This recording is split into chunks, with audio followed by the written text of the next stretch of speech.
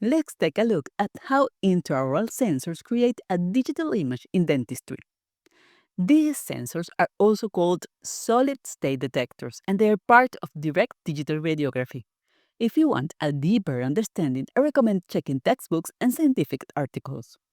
First, let's review the basic principle. X-rays are emitted by the tube and pass through the tissues. Depending on the density of each structure, some rays are absorbed while others pass through. The rays that reach the sensor hit a scintillator layer, which absorbs X-ray photons and converts them into light. This light is captured by light-sensitive cells, which convert it into electrons, or electrical charges. The more X-rays reach a cell, the more electrons are generated. The fewer rays, the fewer electrons. This forms the analog signal.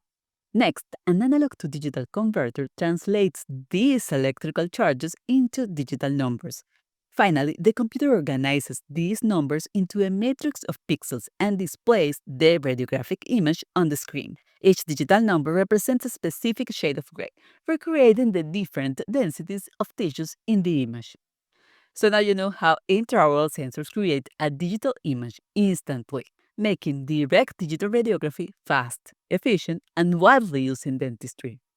If you have any questions, feel free to ask in the comments. See you in the next video.